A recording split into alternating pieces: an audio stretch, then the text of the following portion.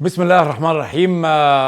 النهارده هتكلم في اربع نقاط واربع نقاط مهمين جدا جدا يخصوا المنتخب المصري والجهاز الفني للمنتخب المصري وكمان امور كثيره بالنسبه للكره المصريه. الاولى منها وجهه نظري، يعني اذا اتكلمنا على الجهاز الفني للمنتخب المصري اللي تم تشكيله من الكابتن حسام حسن، كابتن ابراهيم حسن، كابتن احمد الكاس، كابتن طارق سليمان، ووليد بدر. الاربعه الاسماء كبار جدا، اربعه كاس عالم سنه 90، أربعة كل واحد عنده تاريخه الكبير جدا جدا بالنسبة لكرة القدم المصرية، إذا كان حسام أو إبراهيم أو الكاس أو طارق سليمان. وبالتالي بنتكلم على أربعة حتى هايلين. اتنين، واحد مدرب عنده شخصية قوية جدا حسام، وإبراهيم فايتر في العمل الإداري، وأحمد الكاس من أنظف ومن أهم، يعني من أهم وأحسن لعيبة الكرة المصرية كمان خلقا وفنا. ونفس الموضوع كابتن طارق سليمان مع المصري، مع كاس العالم منتخب مصر، والمرحوم الكابتن الجوهري. ولكن بس انا اعتراضي الوحيد بالنسبه للجهاز الفني للمنتخب المصري وجهه نظري شخصيه، مع الاسماء الكبيره والاساطير اللي موجوده والخبرات اللي موجوده جدا بالنسبه للمنتخب المصري في الجهاز الفني، كنت اتمنى ان احنا نطعم الجهاز باتنين مدربين صغيرين في السن، يكون عندهم مستقبل، يكون عندهم تطلع، يكون عندهم امل كبير ان يكونوا مدربين منها يتعلموا الولاء بالنسبه للكره المصريه، ده موجود في الاربعه. الروح بالنسبه للكره المصريه وده موجود برضو في الاربعه. الشغل التدريبي والعمل الاداري ممكن كان يكون جزء كويس جدا بالنسبه للشباب الصغيرين او اللعيبه اللي لسه معتزله اللي عندها امل في التدريب، مع طبعا العمل التكتيك والكوتشنج والعمل اليومي بالنسبه للمنتخب المصري اثناء المعسكرات. انا بقول ان دي كانت فرصه، طالما عندنا اربع اسماء وطنيه هايلين كبار جدا تاريخيا وفنيا وكل شيء، كنت اتمنى اسم او اتنين يتحط موجود مع الجهاز الفني يكون بيساعد وكمان ياخد الخبرات ويشرب العمل الفني والعمل الاداري من اسماء كبيره جدا. دي كانت وجهه نظري، طبعا مش فرض على حد، ولكن عشان نطور من اسماء المدربين وعشان نخلق مدرب واثنين وثلاثه واربعه لازم الناس تحتك بالاساطير بتاعتنا، بالاساطير بتاعت كره القدم المصريه. وده للامانه كنت اتمناه من الاتحاد المصري وحسام حسن وابراهيم حسن وكمان الكابتن احمد الكاس وطارق سليمان. ده جزء. الجزء الثاني لما نيجي نتكلم على اللغم اللي بيحاول يفرضوا الاعلام في التوقيت الحالي، علاقه كابتن حسام وعلاقه محمد صلاح. هل الكابتن حسام هيستمر بنفس التصريحات اللي كان قبل كده على محمد صلاح؟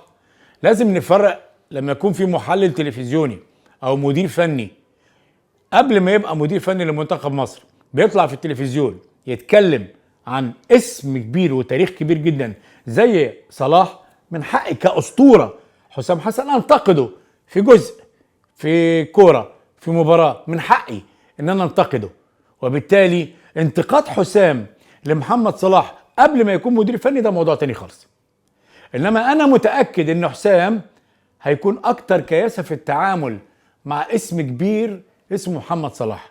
اعتقد ان محمد صلاح المنتخب محتاجه باسمه وتاريخه وامكانياته، والمنتخب كمان محتاج حسام حسن بشخصيته وولائه الكبير جدا للكره المصريه. علشان كده لازم نفرق ما بين تصريحات حسام في كل البرامج الرياضيه اللي كانت بتعمل اثناء بطولات كتيره جدا لانتقاد لاعب او اتنين، ما كانش بينتقد محمد صلاح بس، وهذا من حقه كمان ان ينتقد لاعب اثناء المباراه.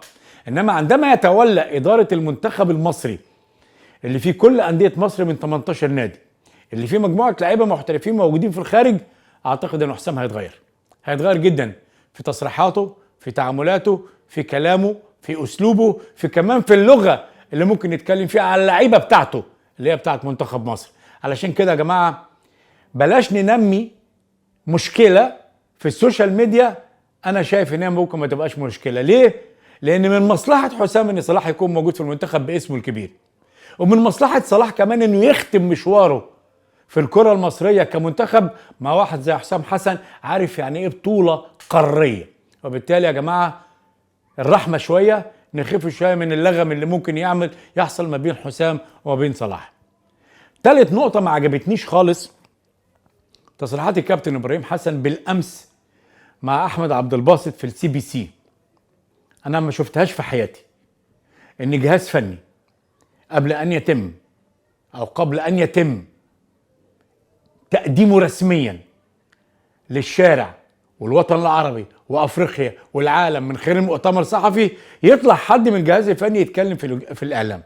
دي جديده جدا، جديده ممكن تعمل شرخ، جديده ممكن تعمل لغط، وممكن تتاخد عليك يا ابراهيم ان انت بدات بدري جدا تتكلم عن الدلع، تتكلم عن الروح، تتكلم عن الامكانيات، تتكلم عن الناحيه البدنيه. مش دورك في التوقيت الحالي، مش دورك.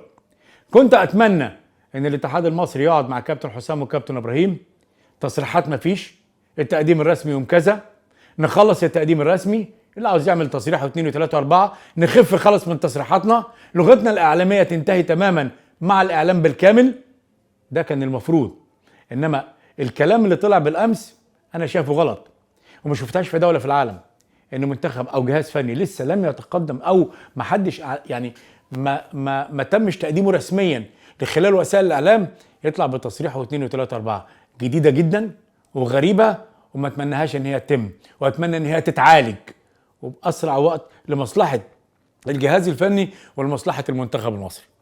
رابع نقطه، مش عارف، سمعت ان الكابتن حسام معهوش الرخصه برو او الرخصه ايه الاسيويه او الاوروبيه اللي هي بتساعدك على التواجد على دكه البدلاء في المباريات الدوليه الكبيره جدا، مثلا كاس عالم، مباراه في تصفيات كاس العالم كده. يعني دي برضو بتورينا ان احنا عايشين دايما بالصدفه. هي مش مشكله لا حسام ولا خالد ولا محمد ولا احمد، دي مشكله اتحادات كانت موجوده لم تهتم بالمدرب ولا بقيمه المدرب ولا باسم المدرب، لان الرخصه ايه في افريقيا غير معتمده غير معترف بها لا في اسيا ولا في اوروبا. وبالتالي حتى المديرين الفنيين اللي هم للاتحاد اللي جم ما تعاملوش مع الامر صح. اخرهم كان الكابتن محمود سعد، صراحه يعني غريبه جدا. وبالتالي عشان نطور مدربينا لازم نعمل اكاديميه للمدربين، لازم نشتغل عليهم اسيويا واوروبيا، لازم نشتغل صح عشان نخلق لاعب واثنين وثلاثه واربعه. احنا دوله فيها ملايين وما عندناش 5 مدربين او 6 مدربين عندهم البرو او الايه الاسيويه اللي هي ممكن تتيح لك ان انت تكون موجود على دكه البدلاء. ده عيب في مين؟ هل تقصير في المدرب؟ هل تقصير في الناس اللي موجودين في الاتحاد؟ هل تقصير من مدير فني الاتحاد؟ انا شايف ان هي منظومه او مجموعه اخطاء كبيره جدا. احنا كرويا ورياضيا عايشين بالصدفه. من ايام محمد علي رشوان صدفه، كرم جابر صدفه، هشام مصباح صدفه، نهله رمضان صدفه، الراجل بتاع سلاح الشيش مش عارف فاكر اسمه علاء صدفه، محمد صلاح صدفه. مفيش حاجه مره تطلع بالتخطيط يا جماعه.